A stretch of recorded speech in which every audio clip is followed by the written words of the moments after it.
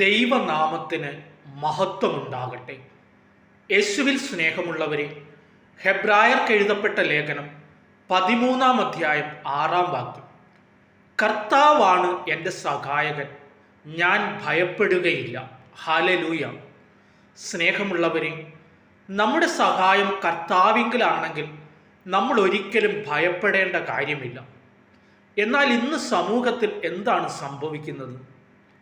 നമ്മുടെ എല്ലാം ആശ്രയം നമ്മിൽ തന്നെയാണ്, അല്ലെങ്കിൽ നമ്മുടെ ബന്ധുജനങ്ങളിൽ, നമ്മളുമായി ബന്ധപ്പെട്ട് നിൽക്കുന്നവരിൽ, നമ്മുടെ അധികാരങ്ങളിൽ, നമ്മുടെ പണത്തിലൊക്കെയാണ് നാം ആശ്രയം വയ്ക്കുന്നത്.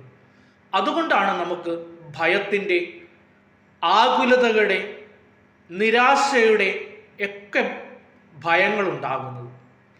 എന്നാൽ അതിനെയെല്ലാം ഉപേക്ഷിച്ച് കർത്താവിൽ സഹായവും കർത്താവിൽ ആശ്രയവും വെച്ചാൽ നമുക്കൊരിക്കലും ഭയപ്പെടേണ്ട കാര്യമില്ല. യേശു തൻ്റെ പരസ്യ ജീവിതത്തിൽ പല പ്രാവശ്യം പറഞ്ഞിട്ടുണ്ട്, ഭയപ്പെടേണ്ട, ഞാൻ നിങ്ങളോട് കൂടെയുണ്ടെന്ന്. സ്നേഹമുള്ളവരെ, ഇന്ന് നമുക്ക് പ്രാർത്ഥിക്കാം.